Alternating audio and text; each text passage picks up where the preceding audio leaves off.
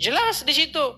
Di mana Allah mengutus ruhnya yang datang kepada Maryam dan berkata kepada Maryam, Innama ana rasulu li ahaba laki gulaman zakiyan. Bahwa sesungguhnya saya ini diutus untuk memberikan kamu anak laki-laki yang suci. Jelas. Siapa yang suci menurut Al-Quran? Yaitu Isa ibnu Maryam. Lalu kenapa umat muslim membenci Isa ibnu Maryam? Kenapa umat muslim malah mengikuti Muhammad ketimbang mengikuti Isa? Nah ini masalahnya. Karena tema kita kan adalah inti ajaran Islam adalah mengikuti Muhammad, menjadi semakin mirip dengan Muhammad. Nah, kalau semakin mirip dengan Muhammad, artinya kita berbuat dosa dan kesalahan. Nah, sementara kalau kita mirip dengan Yesus, maka kita semakin hari semakin sempurna. Kita mirroring ya, kita pakai cermin yang kau kenakan ke saya itu saya balikan ke kamu. Begini, tunjuk sama saya di dalam Quran dari Al-Fatihah sampai Anas, kalau kamu bisa sebutkan siapa yang nulis Al-Quran tersebut. Coba tunjuk di dalam Al-Quran siapa penulis Al-Quran. Penulis Al-Quran itu tidak diketahui. Makanya Al-Quran itu buku seorang anonimus. Saya sudah baca Al-Quran itu dari Al-Fatihah sampai Anas. Tidak ditemukan siapa penulis Al-Quran. Nah, kalau kita ngomong sama hadis, oh Quran ditulis Utsman bin Affan pada masa ini, kemudian diketuai Said bin Sabit, itu kan katamu. Kan Quran nggak bilang bahwa Quran ditulis oleh orang-orang itu. Gitu loh. Jadi saya maksud begini, intinya kepada ini kita tadi, tema kita tadi itu kan menjadikan Yesus sebagai Rob. Dan umat muslim menjadikan Muhammad sebagai Rob. Nah itulah kesesatannya. Kenapa menjadikan Muhammad sebagai Rob itu sesat? Karena nanti mengikuti apa yang dilakukan oleh Muhammad.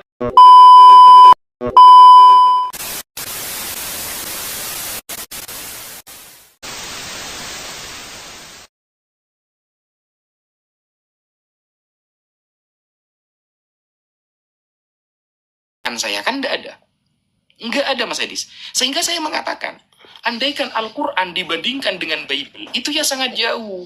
Kalau Al-Quran 30 juz seluruhnya isinya kalamullah.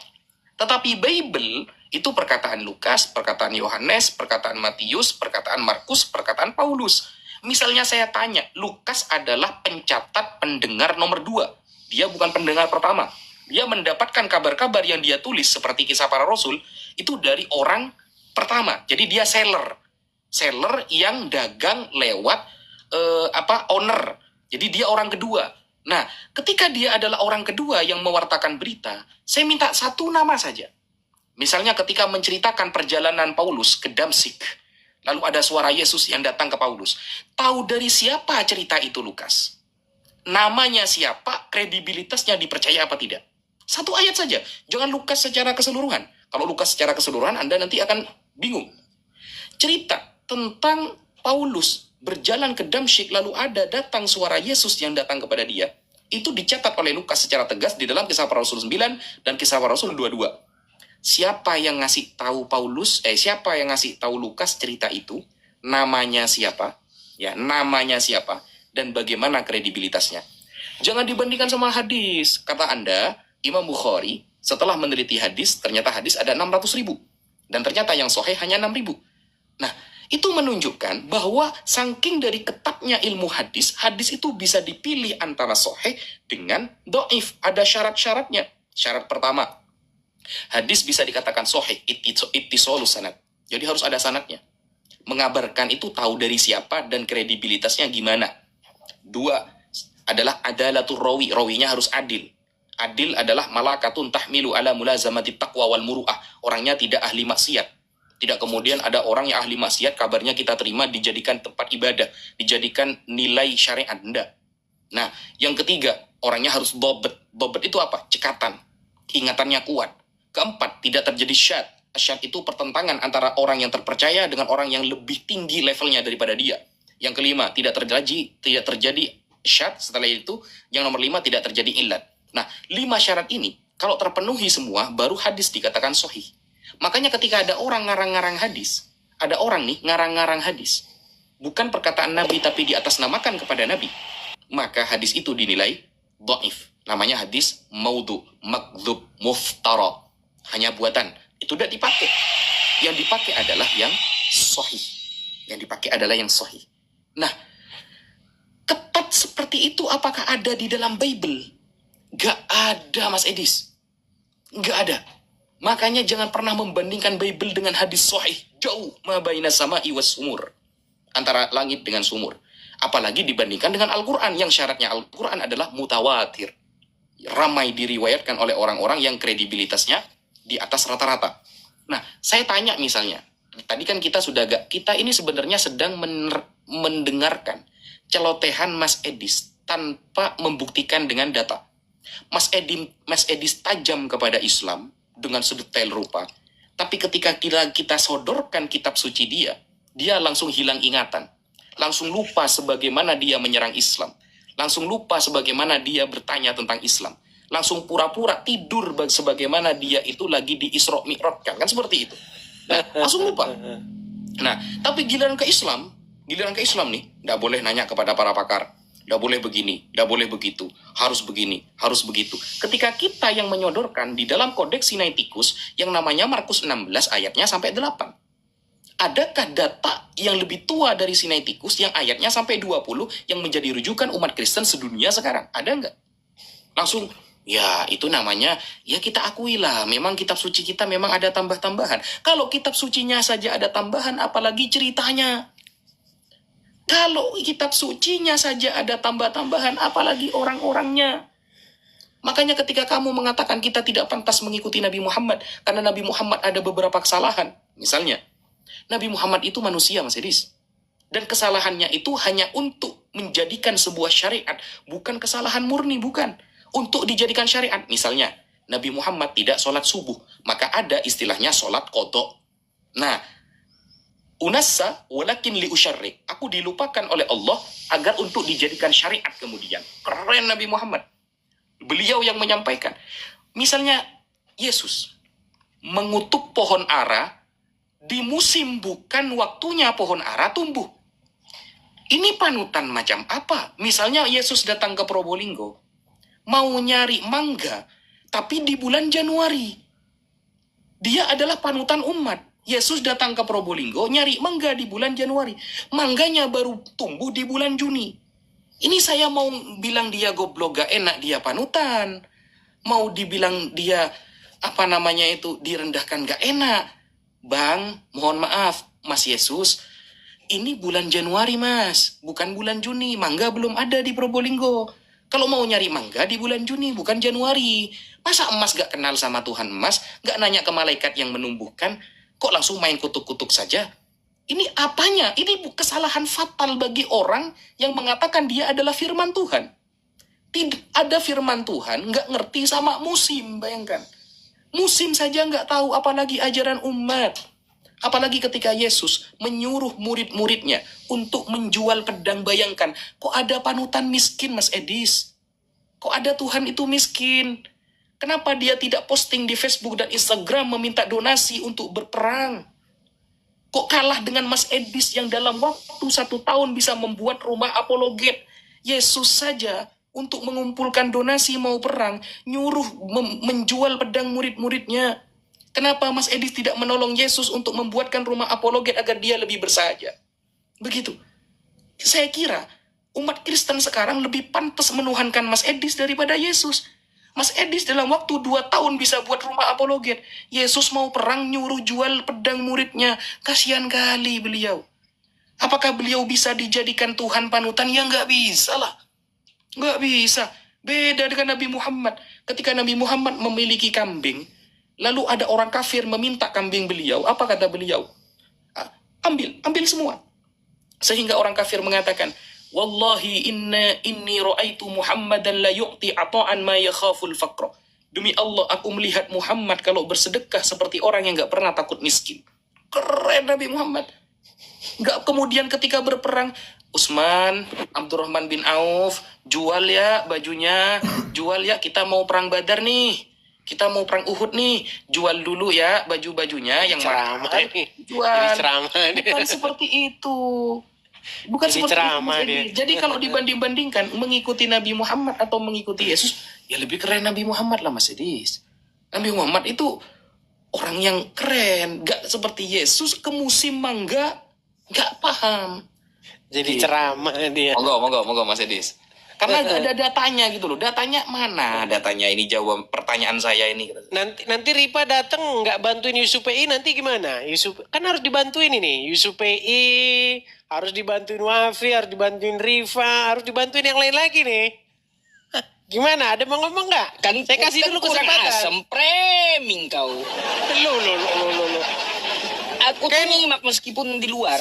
Sehubungan Yusuf PI tidak mampu menghadapi saya seorang diri, dia kan manggil Yusuf PI. Preming. Lo.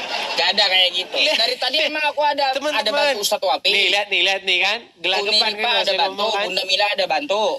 Preming. Udah lanjut. Oke, Besarin baiklah. kau, ngomong. Jadi teman-teman ya, Yusuf PI sehubungan dengan tidak mampu menghadapi saya, perihal bahwasanya umat muslim itu punya dua rob, maka dia memanggil Ustadz Wafi. Tetapi sayang, Ustadz Wafi yang dipanggil itu tidak cukup membantu karena kebenaran itu tidak mungkin bisa dilawan. Orang yang mencoba melawan kebenaran itu sama seperti orang yang mengepalkan tangannya memukulin jeruji besi. Hancur sendiri tangannya. Gitu.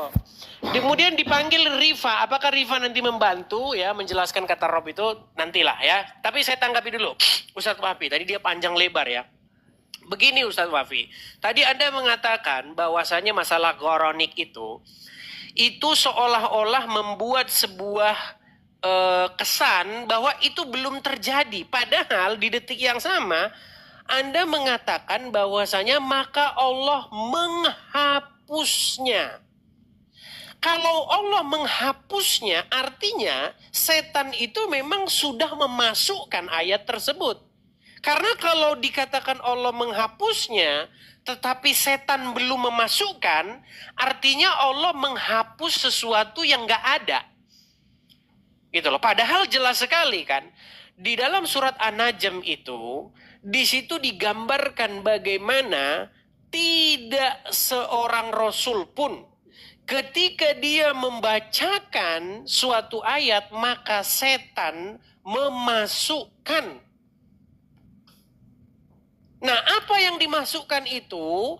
Makanya tadi Ustadz Wafi kita lihat nih latar belakang sejarahnya, bukan tafsirnya ya. Beda tafsir dengan latar belakang. Kalau tafsir tuh begini, saya kasih contoh. Orang buta datang kepada Muhammad. Muhammad bermuka masam. Lalu dipelintir, ditafsir oleh Ustadz Wafi bahwa orang buta itu datang memotong-motong pembicaraan Muhammad. Nah, itu yang disebut dengan tafsir alias pelintir. Nah, sementara di dalam surat An-Najm tadi, di dalam surat Al-Hajj tadi ya, di situ jelas dikatakan apa? Bahwasanya di latar belakang peristiwa tersebut Muhammad membenarkan atau mengatakan yang baik-baik terhadap sesembahan orang-orang Quraisy. Makanya disebutkan di dalam riwayat mereka sujud bersama-sama dengan Muhammad. Gitu. Tapi Ustadz Wafi ngeles membahas tentang itu. Nah, kemudian yang kedua, Ustadz Wafi saya ucapkan terima kasih karena Ustadz Wafi sudah mengakui bahwa Muhammad melakukan kesalahan-kesalahan. Nah, lihat nih. Putar lagi videonya loh. Tadi Ustadz Wafi mengatakan bahwa Muhammad itu suri tauladan. Karena apa? Kesalahan-kesalahan yang dibuat dia menjadi pembelajaran. Kan itu tadi Anda bilang. Menjadi syariat. Iya, artinya Muhammad pernah berbuat sengaja salah. oleh Setuju? Allah, dirancang Allah, bukan sengaja salah. Oke, berarti Muhammad berbuat salah. Iya, dirancang oleh Allah. Iya, agar berbuat salah. terjadi Baik, terima syariat. kasih. Kan Terima keren, kasih. kan? terima kasih. Ustadz Wafi sudah mengakui Yang Muhammad Yesus berbuat gimana? salah. Yang Yesus gimana? Tenang ini, mulai panik nih. Yang Yesus gimana? Panik nih. Panik.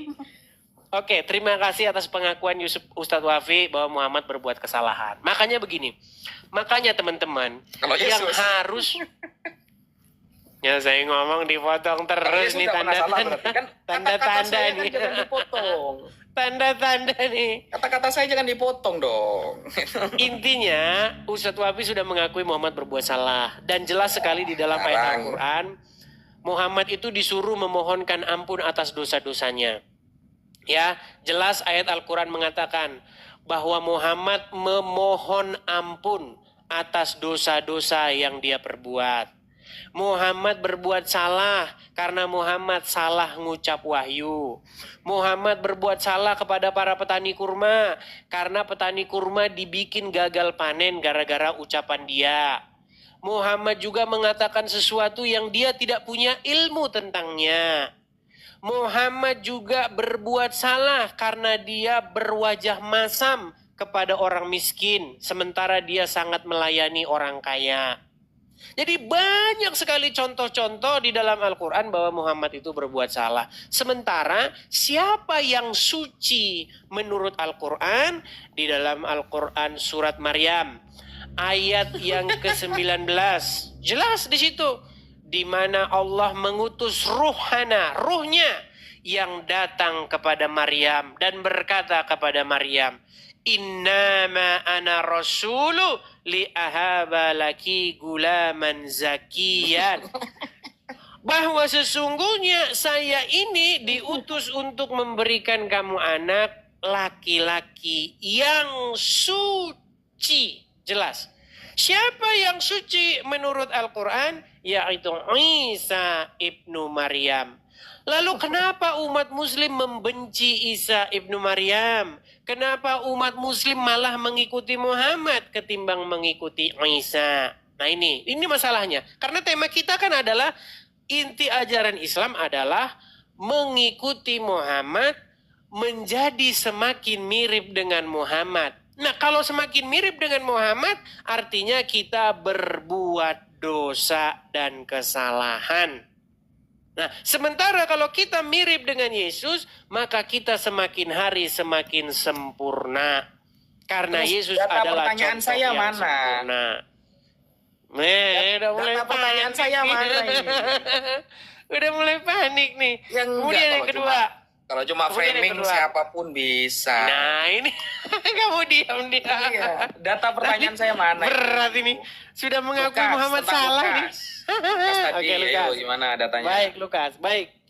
Jadi teman-teman Ustadz Wafi berkata, Lukas tahu dari mana? Baik, saya bukakan saja ya. Ya sebutkan Tahu dari namanya mana, Lukas? dan kredibilitasnya gimana gitu. Tahu dari mana Lukas? Nih, saya balikan ya.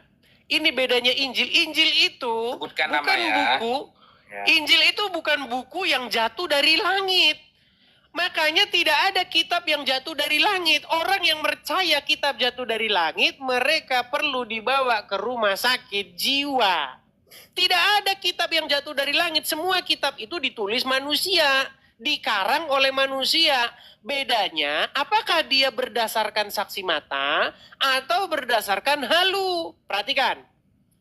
Theophilus yang mulia, banyak orang telah berusaha menyusun suatu berita tentang peristiwa-peristiwa yang telah terjadi di antara kita. Seperti yang disampaikan oleh kita oleh mereka yang dari semula adalah saksi mata dan pelayan firman. Karena itu setelah aku menyelidiki segala peristiwa itu dengan seksama dari asal muasalnya, maka aku mengambil keputusan untuk membukukannya secara teratur bagimu, supaya engkau dapat mengetahui bahwa segala sesuatu yang diajarkan kepadamu sungguh benar. Inilah yang saya katakan bahwa Siapa? Injil. Namanya mana? Tenang, Namanya. tenang, Dapetin siapa? tenang. Iya. Bisa saya lanjutkan? Iya, mana Bisa saya namanya? lanjutkan? Dia dapat dari siapa gitu. Bisa saya lanjutkan? Nah, Baik. Jadi yang saya maksud begini, Injil itu bukan buku yang jatuh dari langit. bukan kitab suci yang dijatuhin dari langit. Yang percaya begitu cuman tetangga saya yang masih itu mama cuman gitu yang percaya itu. Ya, makanya saya bilang yang namanya kitab itu ditulis oleh manusia berdasarkan keterangan saksi mata. Nah, Ya. lalu umat muslim menertawakan kitab yang begini. Ini kitab Namanya kayak siapa begini. langsung? Aduh. Namanya siapa? Dia Aduh, kredibilitasnya bagaimana? Berat ini Jangan teman-teman. muter-muter, jangan muter-muter. Namanya Saya lagi siapa? ngomong dipotong terus nih, Kredibilitasnya teman-teman. gimana? Itu kan? Saya lagi ngomong dipotong, tadi dia berkhotbah, saya tidak potong. Tadi kamu juga motong-motong loh. Baik, jadi Ya. begini. Mana Oke namanya? lah, kita gunakan ya pola pikir umat Islam. Perhatikan. Ayo, mana? Namanya mana? Kita lihat ya. Umat Muslim Tahu dari berkata siapa? begini. Jawab dulu, Aduh, Mas. gimana? Masa saya ngomong terus nih? Ya enggak, maksudnya jawab Wafi dulu. panik kata itu. Wafi panik Enggak, katanya. jawab Wafi dulu panik. pertanyaan saya. Lukas tahu dari siapa namanya, lalu Wafi kredibilitas panik kabarnya nih. gimana gitu loh. Panik nih. Wafi panik nih. Ternyata pertanyaan kita gak ada yang dijawab loh. Boleh saya lanjutkan? Ya, lanjut. Boleh Siapa saya namanya? lanjutkan? Namanya Baik, siapa? Saya lanjutkan Lanjut. ya. Saya Ya. lanjutkan. Namanya Perhatikan. siapa? Nah, karena umat muslim berkata bahwasanya Lukas mengatakan ini dari penyelidikan, maka dikatakan ini kitab wartawan. Ini adalah kitab wartawan. Kitab wartawan kok jadi kitab suci? Baik. Jadi menurut orang muslim, polisi yang menyelidiki peristiwa, memeriksa saksi mata, itu kabar wartawan. Itu harus ditolak oleh hakim. Hakim tidak boleh menerima perkara kalau keterangan itu berasal dari saksi mata. Tenang. Makanya umat muslim ini tidak pernah menggunakan metode yang ilmiah. Mereka itu menggunakan metode goib. Semua harus goib. Kalau nggak goib nggak bisa dipercaya. Jadi polisi harus pergi ke gua, dia harus bertapa dan mendapatkan wahyu supaya keterangan itu benar. Nah, inilah logika berpikir orang muslim. Nah, perhatikan. Sekalipun sekarang for the sake of argument ya, anggap aja lah orang Islam itu benar bahwa nelpon bentar. Nah, dikatakan di sini kata Maria kepada malaikat itu. Nih, malaikat itu datang kepada Maria ya. Sesungguhnya engkau akan mengandung dan akan melahirkan seorang anak laki-laki. Dan hendaklah engkau menamai dia Yesus dan seterusnya. Kata Maria kepada malaikat itu. Bagaimana hal itu mungkin terjadi karena aku belum bersuami. Kata malaikat itu dan seterusnya. Nah, perhatikan. Kitab yang katanya dari wartawan ini dijiplak oleh Al-Quran. Di dalam Nah, kan? Al-Quran Balik surat Al-Quran Mulia. lagi kan? Pertanyaan saya nggak dijawab. Balik Al-Quran Aduh. lagi dia.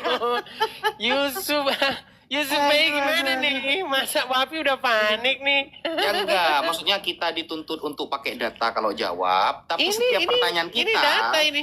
namanya Ini kan saya siapa nunjukkan data. yang diambil Lukas, kredibilitasnya gimana? Jangan balik Al-Quran lagi. Baik, nanti sebelum itu saya jawab nanti itu terakhir ya. Nih, perhatikan teman-teman, Al-Quran yang datang di abad ke-7 ternyata mengutip-ngutip apa yang ada di dalam yang kata mereka kitab wartawan. Nih perhatikan nih.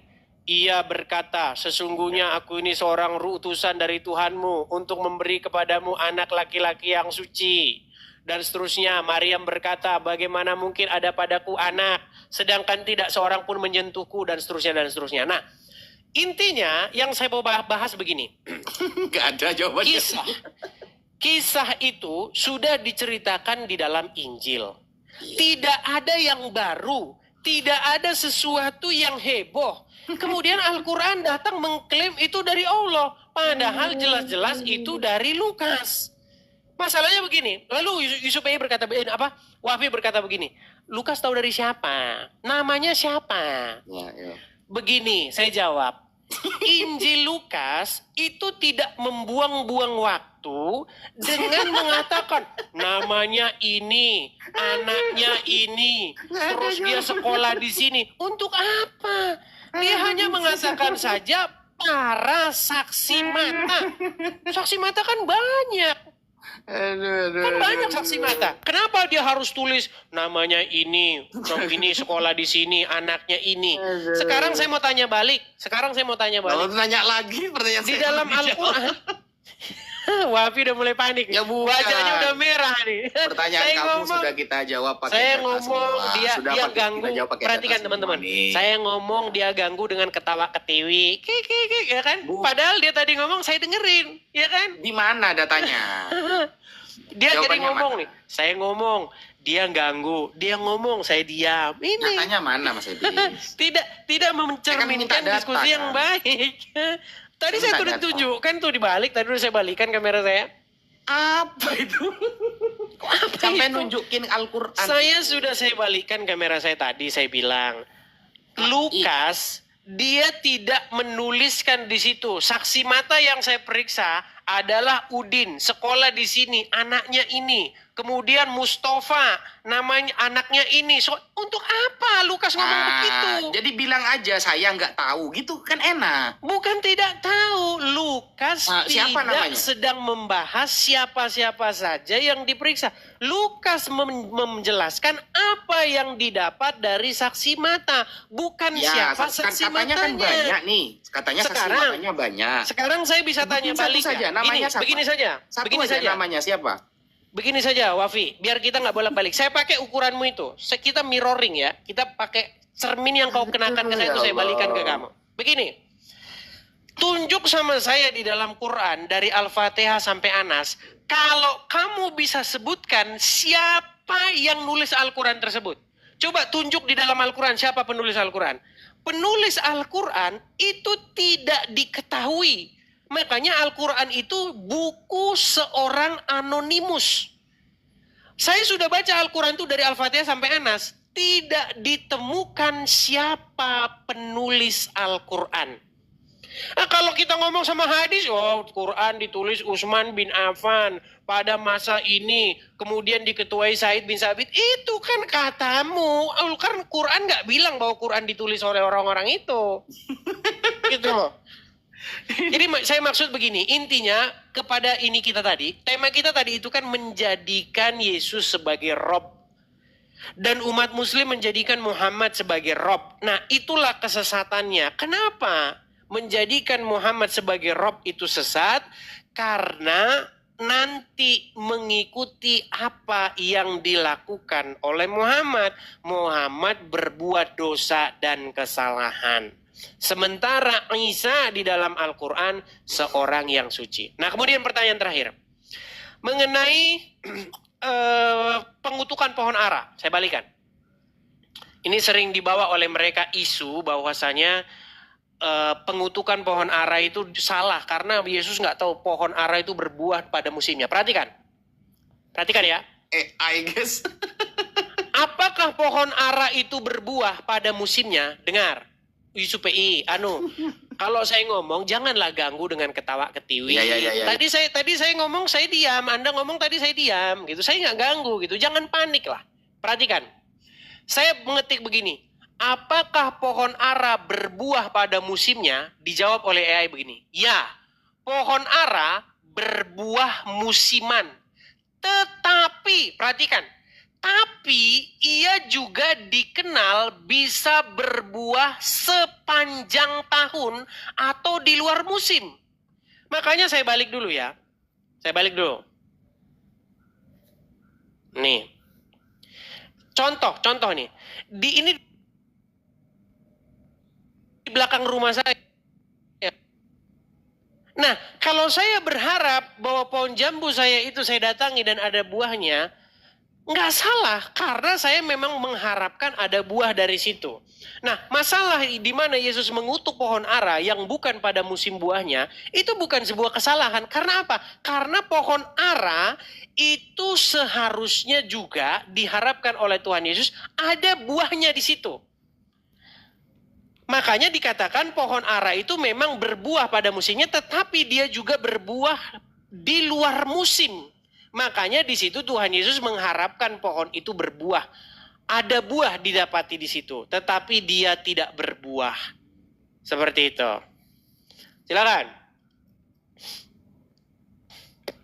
Setelah Silakan. setelah ternyata tidak berbuah, marah-marah gitu, langsung dikutuk.